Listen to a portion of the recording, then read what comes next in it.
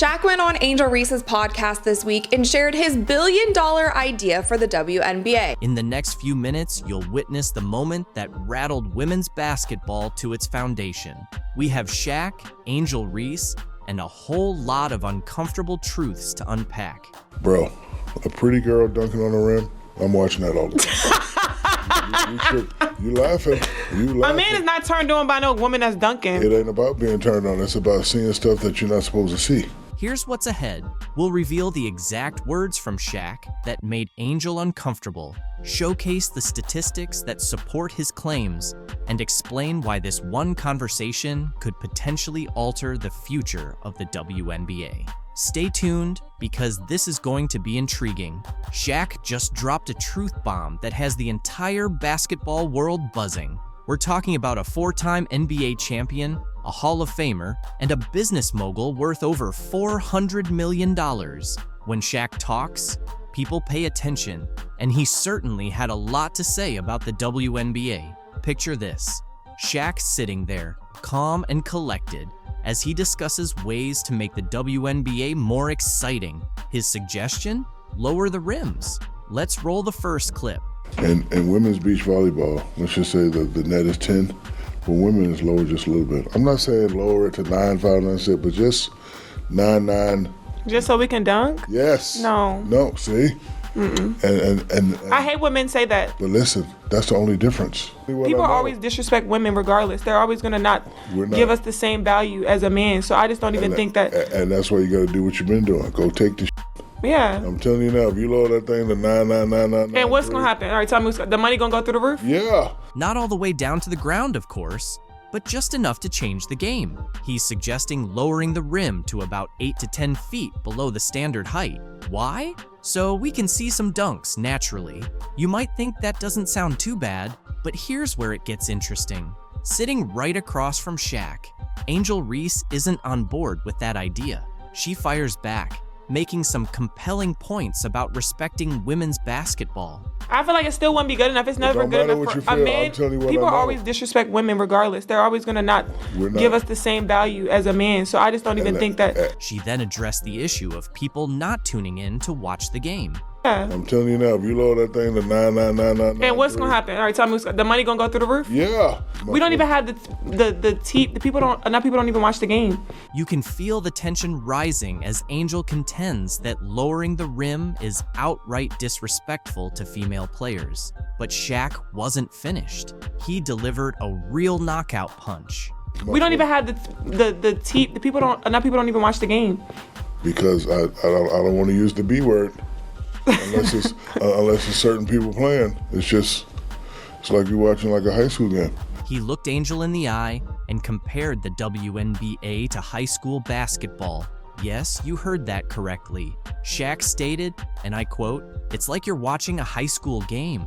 Can you imagine the collective gasp from WNBA players everywhere? Let's break this down for a moment. Shaq, one of the most dominant players in NBA history, just suggested that the highest level of women's professional basketball is comparable to high school boys' games. That's not merely a critique. It's a full-blown slam dunk of criticism. Shaq, he was trying to teach Angel Reese how to make the WNBA more entertaining. So people might actually watch the product. And Shaq is qualified to do so. During his NBA career, the dude was a brilliant marketer. He knew how to be entertaining while also being dominant on the court. There was a reason that every member of the media was waiting by Shaq's locker after games. They knew he would deliver the best sound bites. They knew he would give the most entertaining interview. You might be curious about how this will unfold. On one side, there are people agreeing with Shaq, believing he's just voicing what many have been thinking. They argue that if the WNBA wants to attract more viewers and generate more excitement, then something needs to change. Angel Reese, just because a man is criticizing your league, it does not mean he is disrespecting women. This is the entitlement I always talk about. Angel Reese and her colleagues in the WNBA, they have this false sense of entitlement that makes them believe that they are above being criticized. Anytime they are criticized, they want to play the victim. Men don't respect women. Oh yeah? On the flip side, there's a large group of upset fans and players who believe Shaq's comments are disrespectful and outdated. Is Angel Reese, did she just run a coach out of town, and is she running a player out of town? Their best shooter out of town?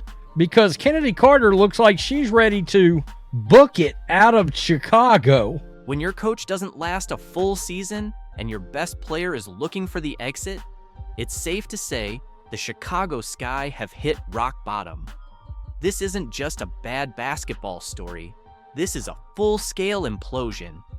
The Sky are mired in chaos, dealing with locker room drama, questionable leadership decisions, and star players openly considering their departure. Now, Marina Mabrey, she's already flown the coop on this team, and it was quote-unquote because of culture. Well, what happened to the culture? Who torched the culture? Who's selfish on the team that would cause the culture to melt down? Angel Reese's antics have reportedly left the locker room fractured, with whispers of favoritism and rising tension dividing the players. Kennedy Carter, their top scorer, recently made a social media outburst that only fanned the flames, hinting at a team that has lost its identity. Looming over it all is the aftermath of Teresa Weatherspoon's brief and turbulent tenure as head coach, a tenure that left the Sky in shambles both on and off the court. How did things get so bad? What caused the collapse of a team that once seemed so promising? And more importantly, can new head coach Tyler Marsh piece it all back together?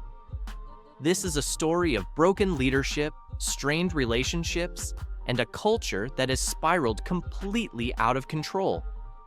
A Chicago Sky franchise that's been an absolute dumpster fire since winning the WNBA championship in 2021. Let's go through some of the names that have left. James Wade, who was the coach and GM, left in the middle of the season last year to go to the NBA. Candace Parker, Emma Messman, Courtney Vandersloot, Allie Quigley, Clea Copper was traded, Azura Stevens. And then this year, after drafting Cardozo and Reese, they were competing for a playoff spot and traded Marina Mabrey, their veteran, before the Olympic break. Kennedy Carter's recent Threads post was another clear signal of discontent. In her exact words, "Let's chat. Drop the WNBA teams you would like to see me sign with next year. Y'all be coaches and GMs anyway. Let's see what you think." For a player still under contract as a restricted free agent in January, this public plea speaks volumes. Carter, who averaged 17.5 points per game last season, has always been a polarizing figure, known for her scoring ability and fiery personality, but also for her controversies. Her time in Chicago has been no different, sparking as much debate for her off-court behavior as for her on-court contributions. This latest outburst doesn't just highlight Carter's dramatic tendencies, it underscores a larger issue within the organization. When Tyler Marsh did the press conference, he talked about Angel Reese, he talked about Cardoso, who I think is going to be a star in the WNBA, but he did not really mention Kennedy Carter at all, and that raised a lot of eyebrows. When your leading scorer is questioning her future publicly, it's not just a reflection on her, it's a damning statement about the team's internal state. This same issue reportedly drove Mabrey out mid-season, making it clear that dysfunction isn't isolated. The Sky's response, or lack thereof, has only added to the fire. New head coach Tyler Marsh avoided making any commitments regarding Carter's future. However, new Sky coach Tyler Marsh was asked about whether he sees Kennedy Carter in the big part of what he's doing in the future during an appearance on the Athletic Women's Basketball Show. Quote, "In regards to Kennedy, she's a great player. She was a huge catalyst to what last year's team was able to do and accomplish. And obviously, she's slated to be a free agent. So once those talks are up, we'll take a look at it." Interesting. But the focus thus far has been on players who we know are under contract this coming year, and that's where the communication has been thus far. Are they willing to embrace Carter's talent despite her baggage, or are they preparing to move on? Carter's frustrations, however, don't exist in isolation. The Sky have been plagued by rumors of favoritism, poor tactical decisions, and a coaching environment that left many players feeling unsupported. Teresa Weatherspoon's tenure as head coach was marked by mismanagement and whispers of catering to specific players, fueling resentment in the locker room. According to league sources, Weatherspoon lost the locker room by creating a culture that prioritized the needs of a few over the team. According to league sources, Weatherspoon had lost the locker room because of a culture that catered to the needs of a few players. Dear Lord. The backlash from Carter's Threads post has been loud and divided. Critics labeled her public complaints unprofessional and immature, while supporters pointed to the Sky's leadership as the real issue. One fan summed it up: "If even Carter wants out, you know something's seriously wrong in Chicago." Let's be fair, Carter has a history of being a polarizing figure, bouncing around the league and clashing with teams. Could she be part of the problem? Absolutely. But the Sky's broader issues go deeper than one player. The real question is whether Marsh's leadership will be enough to fix this fractured culture. Can they rebuild while keeping their best talent? Caitlin Clark recently shared some footage of her training in Europe, and it's everything we've been looking for. This serves as the ultimate evidence of how a truly respectable league treats its star players. No matter how the cachet of the WNBA elevates, remember, it could have been even better. You messed it up. You messed it up. You can truly see the joy on Clark's face. She looks free, incredibly happy, and completely unbothered. Those days of putting up with cheap shots, dirty hits, and all that nonsense are behind her. There's no one poking her in the eye or hip-checking her into the stands. So now give me the reasons why. She's gone. And here's the best part. There's no racial tension or scheming against the league's top talent in Europe. The players focus on their game, and Clark can finally concentrate on what she does best, dominating on the court. The contrast is clear, and it's no surprise she's thriving in a league that truly knows how to honor greatness. I have honestly never seen a company fumble the bag so hard like the WNBA fumbled Caitlin Clark. She's playing as if she's finally free from all the nonsense, free from cheap shots, and definitely free from the relentless negativity she faced in the WNBA. It feels like a completely new Caitlin Clark, and she's clearly enjoying every moment. She's smiling, sinking threes like they're layups, and making no-look passes as if it's just another day in the park. I think it's a good number. Threes were a little bit, I wouldn't say lower. I'll still take 63, but I want to be more so around 70 if I can. Yeah. 81 mid-range is really, really good. There's no fear, no hesitation, and no worrying about getting smacked in the face or having someone try to take her out. In Europe, they truly appreciate talent. They love and celebrate her. She's not dodging elbows or dealing with dirty looks anymore. Finally, she's being treated like the superstar she is. It's as if she's escaped a nightmare and landed in a place where basketball is celebrated. And it sucks that so much of it was riddled with so much drama and so much negativity and so many mishaps. You know who's really losing it? The WNBA. That's right. The league that thought they could just sit back and let Caitlin Clark get poked in the eye, body checked and disrespected day after day. Now they're complaining about losing their star, but let's be honest, it's their own fault. They made it unbearable for her. How many times did we watch Clark take a cheap shot while the referees stood by without taking action? And what did the WNBA do about it? Nothing. They allowed it to happen repeatedly. Like we talked about in our locker room after the game ended, where obviously people were pretty disappointed in the outcome. Here's the thing. In Europe, they don't have that kind of drama. No Chennedy Carter blindsiding her, no Dejonai Carrington going for her eye. No one is trying to take her down just because she's different. She's not facing players who resent her simply because she's a straight white girl excelling in their league. Over there, it's all about basketball. It's pure, it's clean, and it's a genuine league that respects the game, honors talent. Caitlin Clark's golf debut just made me so upset with the WNBA because the LPGA just did everything that the WNBA should have been doing this season. Caitlin Clark made waves in the world of women's sports, but this time, it wasn't on the basketball court. Her impressive debut at an LPGA Pro-Am event created quite a buzz, leaving both fans and critics amazed. Now, from this event, I have only seen and heard of positive things. I didn't hear one thing about how her fans are toxic. I didn't hear one thing about there being too much spotlight on Caitlin Clark, and it should have maybe been on the professional golfers that are there. We didn't hear any of that. While the LPGA rolled out the red carpet for her, the WNBA's lack of response was impossible to ignore. What's really happening behind the scenes?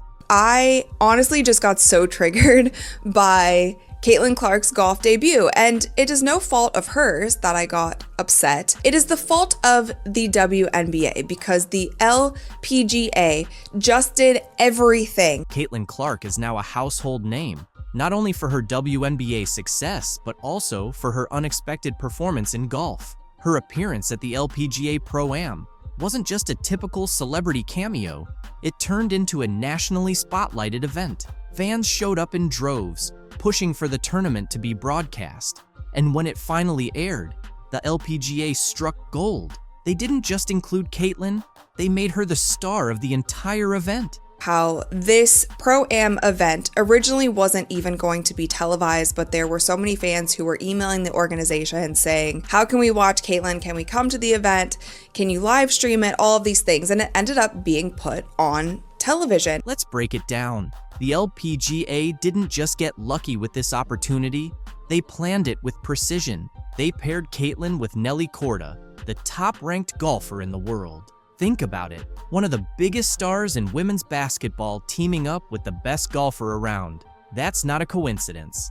That's smart marketing. Photos of Caitlin and Nelly were all over social media, generating a buzz that reached well beyond golf fans. Basketball lovers, golf enthusiasts, and more were instantly hooked. Fans were really excited about that. There was so much buzz online. She was trending on Twitter, all of the things. And the LPGA was promoting the crap out of this event. And they also did something really smart by pairing her up with their currently #1 golfer in the world. Meanwhile, the WNBA, the league that shot Caitlin to stardom, remained completely silent. They didn't tweet, post, or make any mention of her golf success. Fans definitely noticed, and it raised a lot of questions. Why wasn't her own league celebrating such a huge moment? It felt like a major missed opportunity, especially after the LPGA showed just how much star power Caitlin could bring to another sport. There are photos of Caitlin and Nelly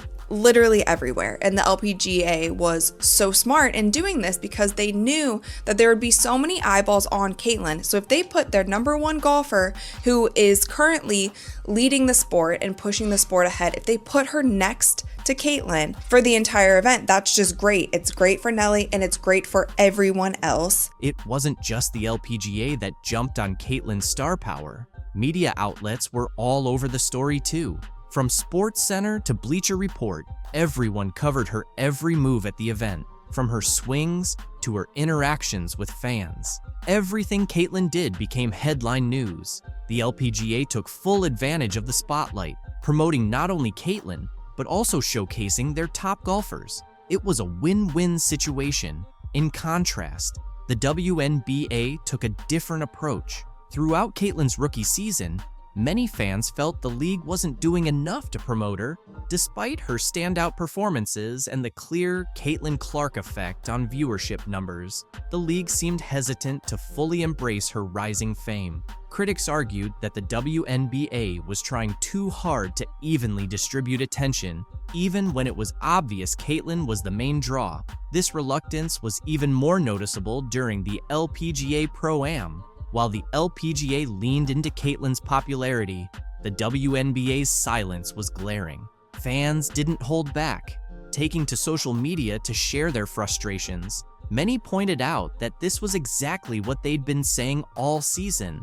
The WNBA wasn't doing enough to leverage Caitlyn's popularity, so why would the WNBA hold back? Some say the league is cautious about focusing too much on one player, fearing it might overshadow others or stir up tension within the league. Others think it's a missed opportunity tied to outdated marketing tactics. Whatever the reason, the difference between the LPGA's strategy and the WNBA, a surprising figure has come forward to support Caitlin Clark. While she's been celebrated by many NBA greats, the response from the WNBA community has been mixed, often marked by envy instead of respect. It's an unusual dynamic that brings attention to the difference in how men's and women's basketball players view Clark's impressive rise. On the men's side, one of the first to openly back her was none other than Stephen Curry. You can't help but watch when she plays, where she's shooting from, the range, the confidence, the flair, like she's a performer. Curry, whose long-range shooting has transformed the NBA, sees a lot of his own style in Clark's game. In an interview, he shared that while her shooting range and style are clearly similar to his, focusing only on those aspects takes away from appreciating the rest of her game. I saw somebody break down the release time, which is pretty much identical to mine. Curry was quick to note that although Clark's shooting grabs the spotlight, her full skill set is what truly stands out. Her court vision, passing, and ability to consistently fill up the stat sheet show she's a well-rounded player. It's crazy though, just because her shot it's like that, it's at that level. But if you really watch, like her floor game is as impressive, so it's kind of the total package. He described her shooting ability as her superpower, but emphasized that it's her entire skill set that truly sets her apart. LeBron James, another NBA icon, shared a similar sentiment, voicing his admiration for everything Clark has achieved on the court. Caitlin Clark is the reason why a lot of great things is going to happen for the WNBA.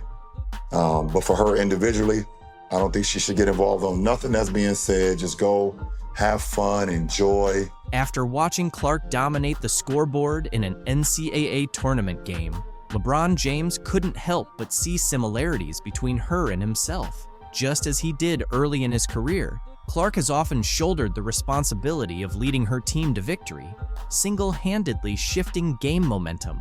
In his words, Caitlin Clark is the kind of player who can take over a game, lifting her teammates while still excelling on her own. A high compliment from someone who knows all about carrying a team. But there's more to Clark than her skills on the court. Being from Indiana, specifically the Indianapolis area, her rise naturally draws comparisons to one of basketball's all-time legends, Larry Bird. In the 1980s, Bird was more than just a player. He was an icon, known for his relentless work ethic, gritty style, and fierce competitiveness. So it's no surprise that as Clark kept breaking records, comparisons to Bird's Indiana-rooted style of basketball brilliance began to emerge. And it wasn't just the hometown connection drawing attention.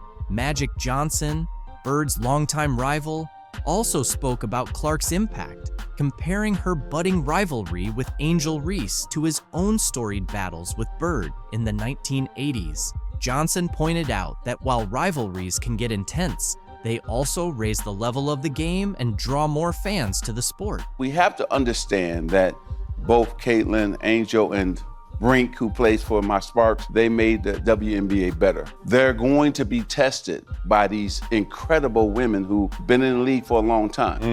Caitlin is the most popular WNBA player, but she's not the best at this time. Just like Larry and I were not the best when we entered the league. We became the best later on by our play. Caitlin still has to play great to become the best WNBA player. In Johnson's words, Caitlin and Angel have brought back that classic spirit of basketball, where everyone's eagerly watching to see what'll happen next. It's like Larry and me all over again, he said. And now, Larry Bird himself has finally spoken up about Clark. Though he's been mostly quiet on the topic until now, Bird recently offered her some advice as she faces rising criticism both on and off the court. He urged her to keep her focus, reminding her that while critics will always be around, they won't stick. What you're doing now, Bird told her, is going to be remembered forever. The people Angel Reese reveals the real reason behind Caitlin Clark's move to Europe. Angel Reese shuts down rumors, says Caitlin Clark's exit is a financial move. Angel Reese couldn't resist weighing in on Caitlin Clark's new European contract. Instead of letting it slide, she stepped in to set the record straight. What the is that headline all about? Yeah. She is the worst basketball player. In the WNBA, this is pretty unprecedented. Someone so set on stirring the pot. Reese, still tangled up in her own steroid controversy, took a jab at Clark, suggesting players are just in it for the money and using racial issues to gain sympathy. People talk about Caitlin getting hate, but someone sat down and spent hours putting together an 8-minute video with interlude clips all to trash Angel. Why? It's obvious Reese is targeting Clark here. The surprising part is that Caitlin has never said anything negative about Reese or any other black player. But today, I can't help but feel that some people don't really deserve the silent treatment. Blah, blah, blah. From Angel Reese. It's pretty clear that Caitlin Clark heading to Europe isn't just about exploring a new scene or picking up a different paycheck. It's more about escaping the toxic circus the WNBA has turned into. On the surface, the WNBA might seem like the perfect fit for a player like her, someone born to dominate, but in reality, it was becoming anything but ideal. Instead of just focusing on her game, she was constantly dodging scandals and skeptical looks like it was all part of the game plan. Entitled players in the WNBA just can't seem to understand is, you get what you put in, and right now, you are getting exactly what you deserve. And why? Because she chose to stay quiet while others tried to paint her as some kind of villain. Some of her own fellow athletes, along with a few media voices, went as far as to label her a racist. Honestly, where do they come up with this stuff? But Clark, always level-headed, didn't take the bait. She didn't waste her time responding to these absurd accusations. She just stayed focused on what really matters, basketball. Yet the drama surrounding her only kept growing, like a bad reality show storyline. So I think it's really just the fans, her fans, the Iowa fans, now the Indiana fans. Then Alyssa Thomas, clearly not interested in keeping the peace, decided to stir things up even more. She publicly blamed Clark for racist comments made by her fans. Yes, you read that correctly.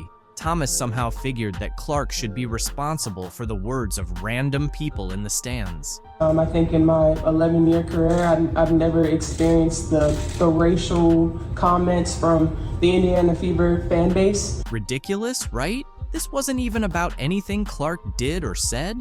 Nope, Thomas seemed more interested in redirecting attention away from her own struggles. She bundled up her frustrations, jealousy, and whatever else was going on inside, wrapped it in an accusation, and tossed it right at Clark. And then she had a press conference where she cried and everybody's so mean to me. Well, she's continued the stupidity. I mean, she cheered on her teammate as she shoved Caitlin Clark, knocked Caitlin Clark in the head, and a bunch of other stupid stuff. The thing is, Caitlin didn't have to do anything wrong to end up as a target. The love she was getting from fans, her name popping up in every highlight reel and headline, that alone was enough to spark jealousy in the WNBA. And it wasn't just random trolls online, it was some of the very players she shared the court with. Instead of... This is a place where players can come and get better and be surrounded by an organization that supports you. They're going to have everything they need to be successful. So the Indiana Fever are about to make a huge move in WNBA history. They're not just aiming for one star player, not even two. They're targeting 10 game-changing free agents who could make them serious title contenders. You might be wondering, how can they afford all that talent? Well, that's where you're mistaken. the Fever have a secret weapon, Kelly Krauskopf. She's back with the team this year, and she's got a bold vision. Kelly's not here to play it safe. She's here to get things done. I know the free agent situation in the WNBA, but are you in a position where you can add some pieces? Yes, we are. We're definitely in a position, and I would think that if you are a smart basketball player and you watch the way she plays, you would want to play with her. With her vast network and resources, Kelly is determined to make Indiana the hottest spot in the WNBA. Her strategy is bold, and it's already catching everyone's attention. You won't believe the plans she has in store to turn the Fever into a true powerhouse. You know that moment in a movie when the two main characters finally join forces, and you just know you're about to see something incredible? That's the vibe right now, because Caitlin Clark and Kelsey Mitchell are about to team up for the Indiana Fever. Good thing for women's basketball. I'm playing alongside this kid, so it makes everything, a little bit more dramatic, and like the people are coming out to see this person. So we just do what we can. We embrace it. I'm pretty sure our organization can feed off of it. Let's take a moment to focus on Kelsey Mitchell. Did you know she averaged 19.2 points per game last season? That's not just impressive. That's all-star caliber. And it's not like she had just a few good nights either. After the Olympic break, Mitchell went on a scoring spree, putting up 20 or more points in 7 straight games. Imagine trying to guard someone that reliable. Now, think about Mitchell teaming up with Caitlin Clark. We're talking about two of the top shooters in the game coming together. How are defenses supposed to handle that? Clark's college numbers are through the roof, and her knack for setting up her teammates is incredible. With Clark's playmaking skills and Mitchell's scoring, this could be the most exciting backcourt the WNBA has ever seen. Because Kelsey Mitchell said basketball is a language and you have to get on the same page. Me and Caitlin like to play fast and up-tempo, and I'm always going to align based on how she's playing and how she's going. Here's where things get really interesting. Kelsey Mitchell is a free agent right now. The Fever have to re-sign her, right? But at what price? We're talking about a player who has been the heart and soul of the team. Even the Fever's president said they wouldn't be where they are today without her. That kind of praise doesn't come cheap. So, let's break down what it might actually take to keep Mitchell in Indiana. Spoiler alert, it's a hefty sum. We're talking about a Supermax qualifying offer of around $250,000. That's a big investment, but can the Fever really afford to let Mitchell go? Look, we're going to evaluate everything and have those types of discussions with her. Here's the thing. It's not only about the money, it's about building a championship caliber team. That's where Caitlin Clark comes into play. Bringing her on board isn't just about her own skills. It's about how she can make everyone around her better, especially a scorer like Mitchell. But all signs point to her returning, including her and Clark attending the Pacers and Grizzlies game. You might be wondering if these two can really work together. Won't they end up competing for shots? But that's the best part. Clark isn't just a scorer. She's a true playmaker, and Mitchell has already proven she can thrive alongside other star guards. This isn't about two players battling for the spotlight. It's about two stars joining forces to create something that's even better than what they could achieve individually. Kelsey Mitchell has been an all-star, but she had the stage, the bright lights, and everybody could see what kind of bucket getter she is. Plus, Caitlin draws the defense. Kelsey gets to go one-on-one. Wow. People are done with NaLyssa Smith. Traitor. Get her off the team. Adios amigos, as that guy said. NaLyssa Smith, the star of the Indiana Fever, might actually be at the heart of the team's struggles. Hard to believe, right? You're probably thinking, wait, isn't she one of their top players? Well, get ready because we're about to dig into what's really happening with the Fever. So, what's going on with NaLyssa Smith? And why is her future with the team suddenly uncertain? We're about to dive into all the details causing a stir in the Fever's locker room. But here's the twist. It's not what you'd expect. The reasons behind this surprising situation are going to catch you off guard. I believe truly in my heart that connected teams are winning teams. And so people who fit, players who fit the culture, of the Indiana Fever and where we are and where we're moving towards. You know something's up when a new coach starts emphasizing culture and everyone embracing their roles, right? Well, that's exactly what happened when Stephanie White took over at the Indiana Fever. Let's go back to her first press conference. It was all smiles and big ambitions, but something didn't quite add up. White kept going on about building around a core group of 3, and it felt a bit off. Caitlin Clark, a generational player, and Aaliyah Boston, certainly when you think about back-to-back Rookie of the Years and what each of those players have done up until this point for their universities, in the game of basketball, for the women's basketball culture and community. It's unprecedented. And to be able to work with those guys and Kelsey Mitchell, who I think has weathered the storm of Indiana Fever basketball, and I felt like had the best year of her career, this year. And really, when you think about teams, you think about a core 3, right? You think about a big 3, and to be able to work with that big 3. But wait a minute. Where does NaLyssa Smith fit into all of this? You'd expect a former number 2 overall pick to be front and center, right? But no, Smith's name didn't even come up. You might be thinking, maybe she just forgot to mention Smith. But let's be real, this is a player who was supposed to be the future of the franchise. We want players that will fit in seamlessly with our core 3, which includes Kelsey Mitchell. We want players to fit in seamlessly with the core 3. We want players that will play a role and will embrace their role. And we want players that will fit in with the culture and the team. The new coach kept emphasizing words like unity and commitment. Pretty subtle, right? It felt like she was sending a message without saying it outright. But White didn't stop there. She kept talking about what she wants in a player. She made a point of saying that success isn't just about individual talent. It's about a team's willingness to go to battle together every single day. Is it just me? Or does that sound like she's taking a direct shot at someone? Because every single thing that she described wanting to build around Kelsey Mitchell, Caitlin Clark, and Aaliyah Boston is the opposite of what NaLyssa Smith is. It gets even more interesting. White started outlining what she wants in her ideal player, and it was almost as if she was reading off an anti-NaLyssa checklist. She mentioned wanting players who can embrace their roles and fit in seamlessly with the core 3. Ouch, that's got to sting if you're Smith, right? Well, it's becoming pretty clear that White's vision for the Fever's future doesn't seem to include Smith. She's focused on building a team of players who are fully committed to each other and the franchise's long-term goals. And let's be honest, with all the drama surrounding Smith lately, it's tough to see how she fits into that picture. To another level. You've got incredibly talented players right here in Caitlin and Aaliyah and Lexi, a team that was incredibly fun to watch, very tough to game plan against.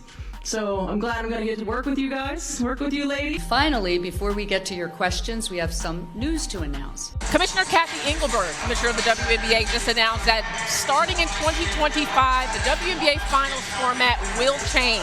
The WNBA just dropped a major surprise during the playoffs, and it's all about the Caitlin Clark effect. They're making some huge rule changes for 2025, but here's the big question. Is this too little, too late? Will these changes really make a difference? Clark's early exit from the playoffs left arenas half empty and tanked TV ratings. Now, the league's scrambling to patch things up, but will these new rules actually fix what's broken?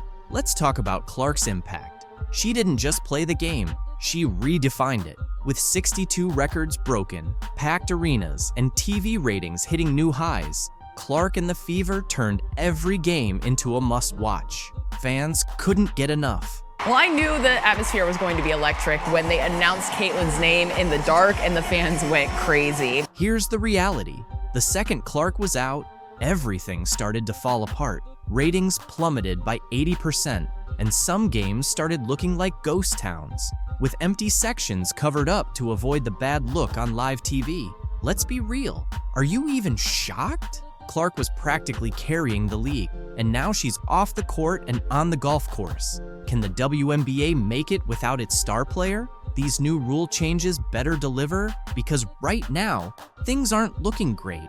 Staying with the WNBA playoffs, let's stay here.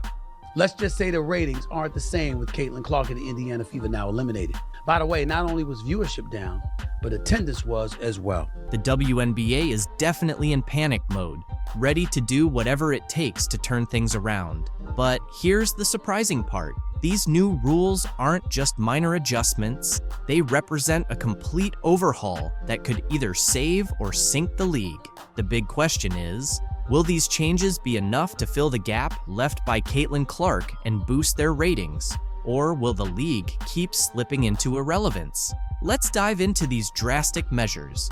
First off, they're extending the regular season from 40 to 44 games with the introduction of a new team in 2025, the Golden State Valkyries. That means 4 more opportunities to catch your favorite team in action. Getting to go to multiple arenas so that people that are watching at home can see this environment in a multitude of cities. It's amazing. I love it. The growth continues. But that's not all. The finals are getting a makeover too. Starting in 2025, the WNBA finals will shift from a best-of-5 format to a best-of-7 series. This change aims to create a more intense and exciting championship showdown. Starting in 2025, the WNBA finals format will change to a best-of-7 series. Yes. And the format will be 2-2-1-1-1. It's clear that the league believes more games will lead to more fans and increased revenue. Plus, they're making changes to the first round of the playoffs as well. The format is shifting to a 1-1-1 setup, which guarantees the lower-seeded team one home game. Say for the fans, it's a benefit for your team. It's played well enough to get into the playoffs. So now that your fans will be able to see your team play at home during those playoffs. Yeah. Remember the Fever Sun series? The Indiana Fever couldn't return to play in front of their fans at Gainbridge because of all the drama in Games 1 and 2.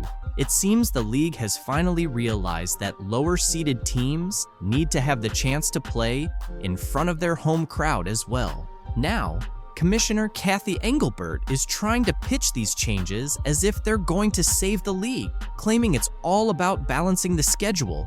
But let's be honest, it feels more like a frantic effort to keep things running without their star player. With the increased attention this year, there's also been increased scrutiny about the quality of refereeing. Curious if there has been any conversation about whether it's referee pay, referee training, anything to ensure that is as good as it can be. Let's be honest for a moment. Are these changes truly tackling what fans care about? Sure, having more games looks good on paper, but what about the issues that really matter, like player safety and fair officiating? Those concerns seem to have been completely overlooked by Engelbert. Yeah, and the one thing as a very long-term sports fan I know is that officiating and refereeing is old. I just hope y'all know the WNBA don't pay my bills at all. I don't even think that pays one of my bills. So I don't know if she's complaining or just stating. Angel Reese faced heavy criticism from experts after her recent complaints about her WNBA salary not being enough to cover her rent. Apparently, she's struggling on her $73,000 salary, claiming it doesn't stretch far enough to pay for her extravagant $8,000 monthly rent, as if she's living paycheck to paycheck. I am sympathetic to that, but yeah, sports needs villains. I don't have a problem with it. She makes the WNBA more interesting. Reese, regarded as the league's most pampered player, appears to believe she deserves a salary increase, especially since it's been a while since she found herself in another scandal.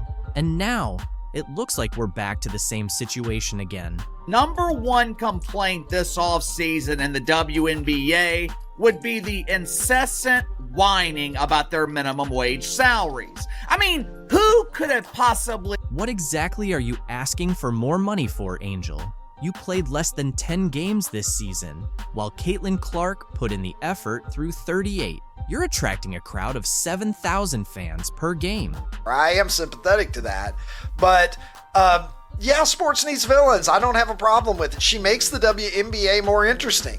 And somehow, you expect to earn paychecks on the level of LeBron James? Let's be honest, it seems like you're more focused on your image than the game itself. Angel Reese, who calls herself the face of the WNBA, is acting as if life is incredibly unfair to her. She's making a WNBA salary of $73,439, but still has the audacity to complain that it doesn't cover her $8,000 monthly rent.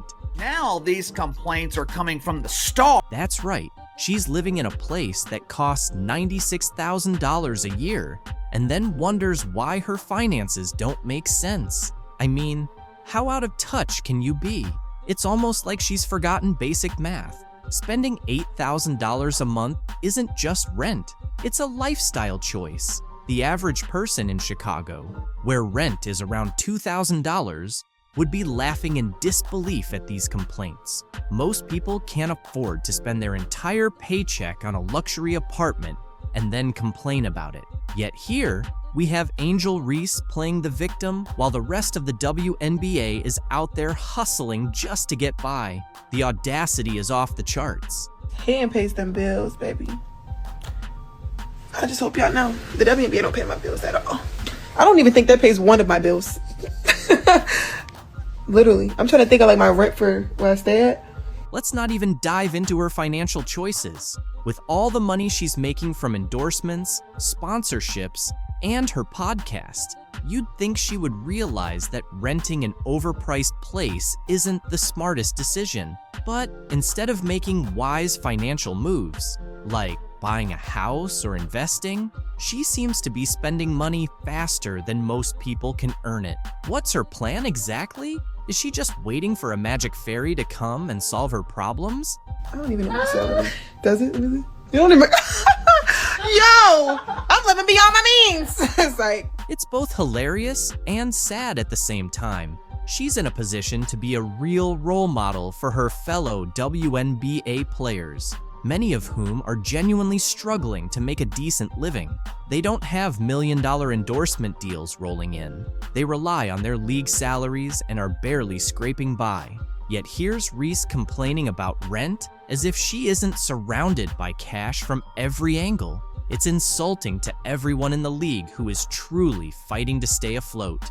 Playing this offseason in the WNBA would be the incessant whining about their minimum wage salaries.